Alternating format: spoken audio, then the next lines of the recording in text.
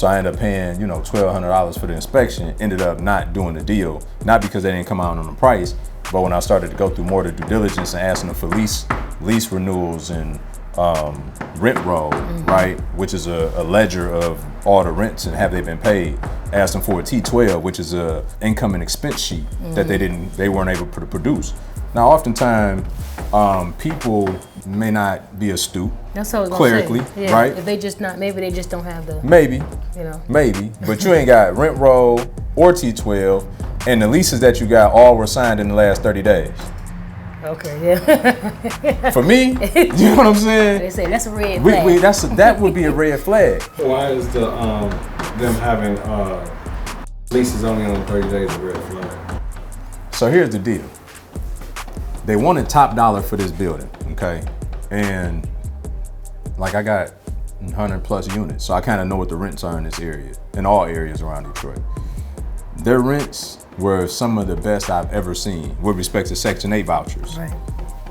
So the fact that they were asking top dollar, the fact that these rents were unbelievably higher than all the rest of the rents that I see, and then the fact that all of the leases were signed within 30 days, and they didn't have any record of deposits and rent rolls and income and expenses, it was just a huge red flag to me. Yeah. And especially when I looked at because I just so happened to be in town, I was like, I'm gonna drive by the location, just go see it right before Thanksgiving. It made this look like the suburbs. Yeah. You know what I'm saying? And they got the highest rent in the whole city. So, it's fraud everywhere. I'm not saying that that's what they did, but I certainly wasn't gonna be a part of it if that's what was going on. This, my friend, is why you need a coach, right? Yeah, that's a fact. And you need that information, really. That's a fact. Because these are things that you don't think about, especially as a new investor. Sometimes you just get ambitious and you want to jump into it, but there's so many more elements that you can ease that can cost you way more in the end. That's a fact. So getting that education, connecting with the right people, honestly, that's a decision I had to make, connecting with you on this. So, but that's good. For sure.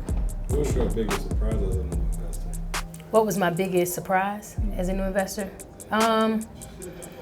Really that it was just a lot of people invested, right? I mean, not necessarily just for this building, but when I first got into it, it was like, I realized it was just so much information, and I didn't have enough in my data bank, right? Because my degree is in hospitality, right? So I understand numbers, I know how to put together certain business plans, but I realized when you jump into this side, this is a whole nother, you need a degree in investment almost, or experience in a sense. So I would say my biggest surprise was just how much information that I lacked when it came to this, and how much new information that you need to know and understand when you're jumping into something like this. So all the ones that are boarded up, have these all been accessed? Are these been secured by? Oh, we secure them every day. Okay, we re-secure them every day. Yeah, the boards are there strategically. Gotcha. Yeah. And that's something you would recommend to anybody that 1, they need to make sure they're securing the property every time they leave. Now, some people get alarmed, so I guess in this case you wouldn't want to get anything because of there's no power, so you have to be subjective on what you use to secure it in a sense. So what would be the best? I guess is it depending on what the property looks like? Yeah, so that's a good point, right? You gotta be conscious of number one, where you at, what's the goal, what are you protecting, right, and then how you protect it. Okay. So when you look at this, if you wanted to do an alarm system, you got to put 16, right? Everything is to scale. Right.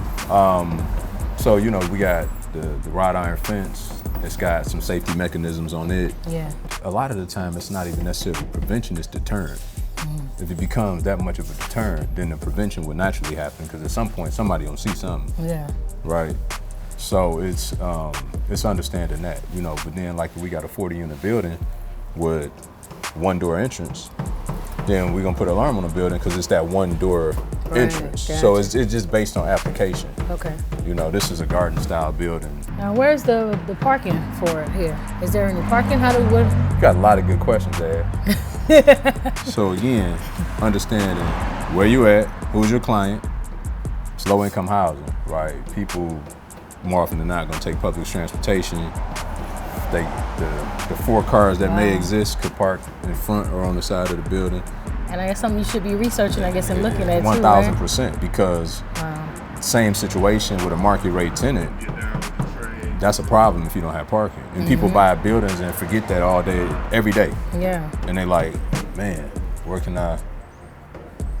You can't. Yeah. You know what I'm saying? Yeah. It's too late. Yeah. So with the 1-1s, you think you're typically looking at maybe elderly, like in that on the Section 8, because 1-1s, when I think of that, I mean, you're not necessarily thinking of somebody with kids or for it being a 1-1, although I know some Section 8 is like 2 heartbeats per room, they will allow it. Yeah. With this, what do you expect? What type of tenant as far as demographics? I would say 50% of them typically are elderly. Okay. But then you'll also find single moms with a kid that, you know, like you said, the 2 heartbeats. Okay. Or you'll find a couple with no kids. Okay, yeah. They only need 1 bedroom. Well, that's true now. You know what I'm saying? So. And a couch for the dog days. There you go. There you go. So the beautiful part is for me, again, like I manage the managers.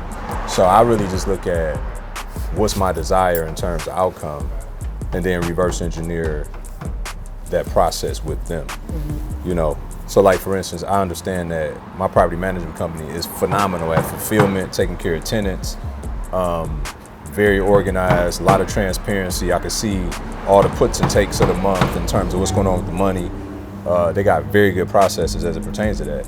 What they're not very good at is bridge building, right? Creating new relationships, business to business stuff. Yeah. So I have other people on the outside that are building these bridges and pulling me in for me to cultivate those relationships and then have my property management company take care of the back office. So for instance, the guy I talked to earlier today that said he could fill like 40 units. I'm gonna have a meeting with him tomorrow. I'm gonna find out exactly what he needs from us. Okay. When I meet with the property management company on Friday, I'm gonna get him all that information, tell them to send him everything that he needs, and then they can handle, you see what I'm saying? Yeah. So it's just like flipping a house, it's just like doing a duplex. Nobody cares more than you. Right. Now, the thing about cash flow that I like when you got a property management company is at least they care because they get a percentage of what you earn. For sure. But they get a percentage of what you earn. Just like a realtor cares, so they get a percentage of what you earn, but you still care more than anybody in the deal. Right. So same is true. So for people that just sit back flat-footed and be like, I've been having a problem getting, you know, tenants or this and that, some of it could be directly impacted by the property management company, but it's the 80-20 rule. It's always going to be 80% of something that you're going to love, and it's going to be 20. I mean, it's relationships, it's whatever, right? So if I look at the 80% and I see the value in the 80%, then I got no problem with bringing in other 20% to make sure that we in our best position to succeed. Because once we get the people in, they stellar at what they do on the back side of that. Yeah. As opposed to people that just hop around. Oh, they ain't give me what, you know, you gotta think enterprise. Right. 80-20. Yeah. Okay. Makes sense? Yeah. Now, do you ever have issues, so let's say, I'm not saying, but I'm just saying in general, like with GCs, maybe the timing. For sure. You know what I mean? Like, for sure. How do you handle that? Do you find somebody else? Is it a crew because you're stretching that one GC too thin, or? Yeah. Well, you would never know that you're stretching them too thin because they'll never tell you that. The good ones will, but most of them, I mean, they're looking for where the deposits so I can start. Yeah. So you have to, through time, through reps, through mentorship, you can start to delineate when that's happening so you're not being exposed and taken advantage of. Absolutely, it happens. I mean, I recently in the last year had to stop working with guys that I had a tremendous amount of success with in the single family side, but they didn't have the bandwidth to fully execute on the commercial multifamily side. And so regardless of how I feel about them, still love them to death, you know what I'm saying? But just based on application, I had to go find new people. I always said, like, if God give you the vision, he'll make the provision. And sometimes that means new season require new people. Yeah. We can't take everybody with us. You may try, yeah, but you got to be able to identify that because the mistakes at this level is just too costly. It'll ruin you. Yeah. Now, are you having these conversations based on showing them numbers so that they know exactly why you're making that decision, or is it just hard? It depends on what the issue, right? So if it's quality of work, then it's like, so you got to get some better resource. You got one good guy on your team and the rest of them Just throwing it in, yeah. So how do we fix that? Right. Because your one guy can't do all the work. Right. So that's a different kind of, I don't need to go to no textbook to show him why that's an issue. Right.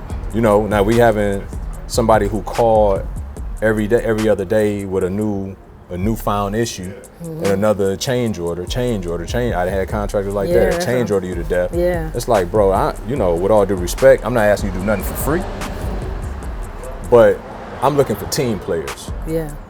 And there's enough variance in that bid that you should be able to take care of a couple of those items. You shouldn't be change ordering me every other day. Okay. That let me know that you just in my pockets. Yeah. You sizing me up. Yeah. Instead of being a team player and understanding we about to do volume together, so everybody gonna eat a little bit here and there. Yeah. We ran into issues right off the rip. Our second week, we got $100,000 shortfall. Because by the time we got in here, we identified that some of the plumbing behind the walls, although looked to be together, wasn't. So he had a master come in. They like, man, we gotta replumb the whole thing. It wasn't from a lack of proper planning on the front end. We just couldn't see it. Right. So then we had to go out and sift and find somebody who could come in and get things done more aligned with where we need them to be. Yeah. That's the thing. It's not always one size fit all. You know what I mean? But you got to be able to do the work. Now he did his part by calling and had that rough conversation. Yeah.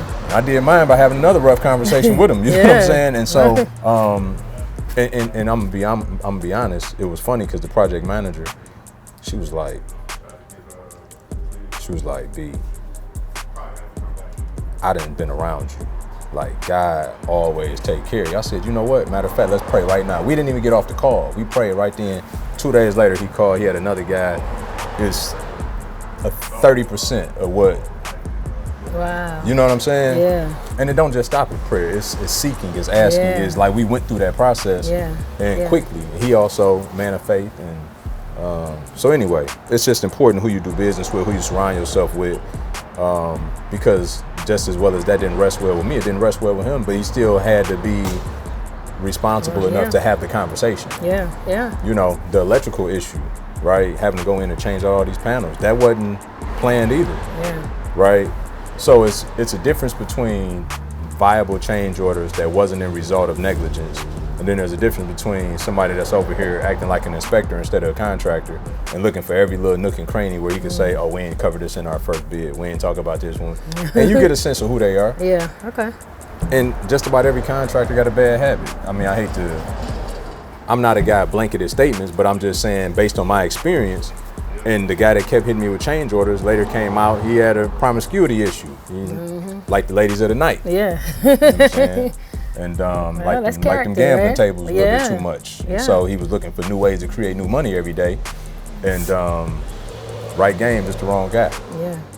So yes, you will constantly go through that. And you know, even when you find good relationships, like any other relationship, spouse or whoever, people will take advantage of eventually. Yeah. And not always intentionally, just everybody. People get comfortable in relationships and people take more than they should in some cases. And so you got to make sure that the deposit and the withdrawal ratio is good in the relationship. Yeah. That everybody giving and taking. Yeah. Not evenly, but respectfully. Yeah.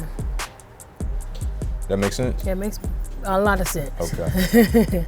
A lot. And it's another important part as well. Like Big Will, he owned property.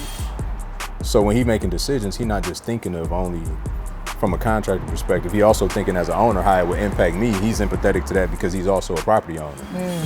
Okay. So you see what I'm saying? So yeah, that's all of these things are the intangibles that through time, repetition, discernment, you gotta cultivate those things over time. Because that's the stuff that'll make you or break you. It ain't just the X's and O's. It's about who you doing business with. For sure. And to me, that's far important than doing business nowadays. It's who I'm doing business with. That's good.